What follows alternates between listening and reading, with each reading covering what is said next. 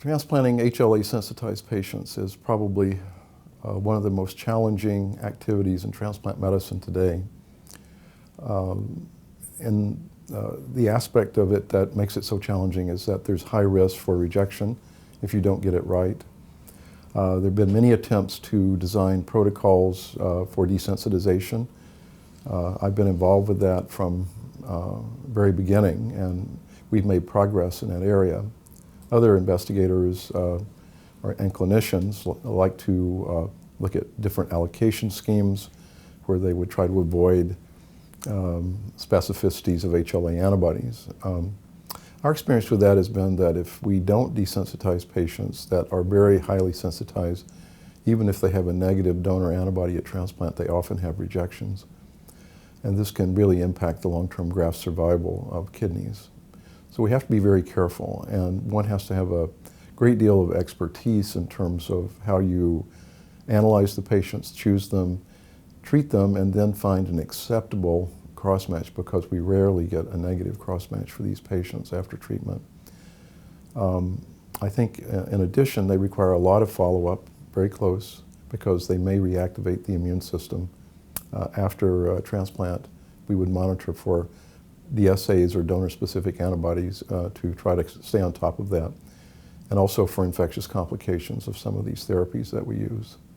Overall, though, we've been very happy with our outcomes, and I think others have as well. There's recent articles in the New England Journal that we participated in showing that we do extend the life of the patients with highly sensitized transplantation after using desensitization. That's a great question. I think it's been quite empty pipeline for many, many years. The drugs that have been used, or drugs and procedures, I should say, are plasmapheresis, intravenous immune globulin, IVIG, and rituximab. Some people have used Velcade as well.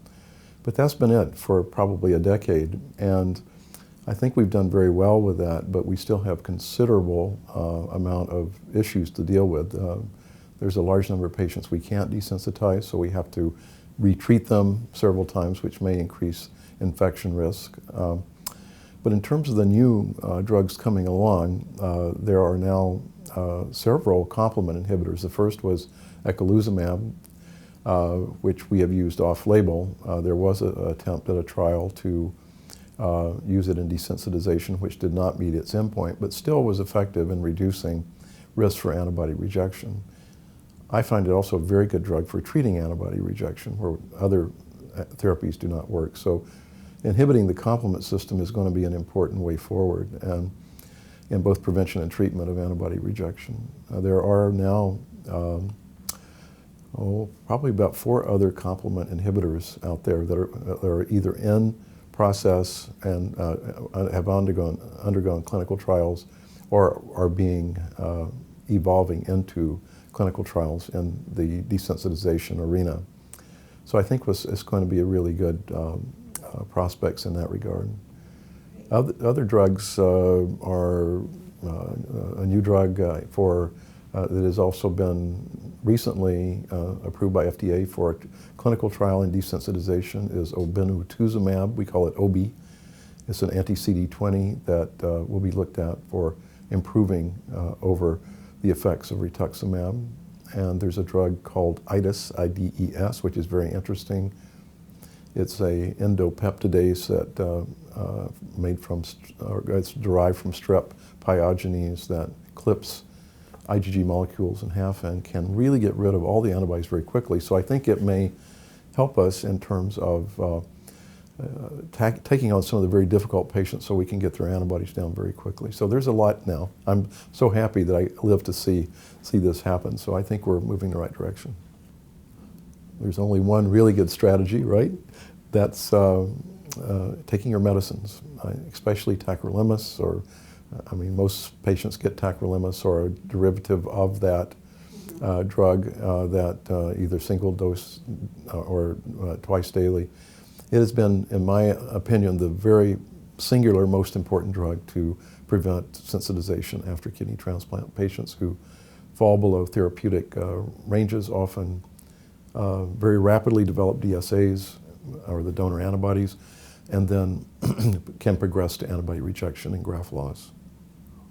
Well, balancing immunosuppression with toxicity is really the raison d'etre of a transplant nephrologist or a transplant immunologist in clinical practice.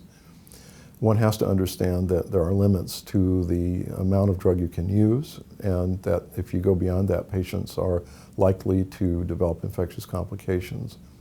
There's no easy test for that. There have been attempts using a test that was called Silex, where we looked at T-cell activities, and it seemed that if it was very low, that increased the risk for infections. That is not utilized as much anymore, but we still have to be aware of what we're doing to the immune system. And I think we do have parameters that have been pretty well established now where effective doses are in terms of tacrolimus, effective in the sense that they prevent rejection and promote long-term graft survival. But I also think that they are not associated with significant toxicities. So this is a real conundrum for us sometimes, especially in patients who are intolerant of calcineurin inhibitors. And the only drug really in the last 10 years that's come along is belatacept, and that has its own issues in terms of risk for infection. So we do need more development in that area, and we do need better way forward to understand how best to use drugs and monitor their efficacy. That's also a very good question, which I think it gets to sort of the individualization of therapy based on the patient's immune profiles and that sort of thing. So we basically, in our work, classify patients at high risk or low risk. Low risk would be patients who are first transplants, non-sensitized, have very low risk for rejection if they take their medicine. So in those patients, we might not use depleting therapies up front, more like an anti-CD25 blocker, and would start them on sort of moderate levels of Prograf and Cellcept. And assuming that they take their meds, they should be okay. The other patients we deal with are the patients who are high risk, highly sensitized, retransplants, that sort of thing, that become much more difficult because their immune system is heightened and ready to attack a new graft. So we do give them stronger depletional therapies. In addition to that, we always desensitize them, so we're treating them even before the transplant comes along to reduce the antibody and the B cell component of this, because the standard therapies do not work on the B cell very well. So we know we have to do something else. So that's the way we would sort of individualize it in general. There may be other nuances. For example, patients who are intolerant of calcineurin inhibitors, we would try to convert them over to belatacept, or use a combination, again, if it's tolerated, of lower dose tacrolimus with everolimus. So there are many tricks we can do and still get the kidney to stay in and hopefully reduce toxicity. Well, I think it's been a great conference this year. I'm very excited about a number of new issues that are coming up, and one of the drugs I didn't mention that we've been working with is the interleukin-6 blockers, and there was a paper in a plenary session showing that you can get tolerance in a monkey model of lung transplant using a combination of anti-thymocyte globulin and Actemra, or the tocilizumab anti-interleukin-6 receptor therapy. So we have used this in clinical trials in our patients. We find it very interesting, and it's possibly an approach that could be used in the future to limit toxicities of some of the oral agents and still give us good long-term outcomes by blocking both T-cell and B-cell activities. So I think that's been a really good. Also looking at the kidney allocation system, how that's affected our the types of kidneys we get for our deceased donors. That's, I think, something quite big. And there are also a number of other drug-type presentations, new drugs that are coming along, I think, that are aimed at antibody that I'm very excited about, too. Well, unmet needs in kidney transplant are numerous.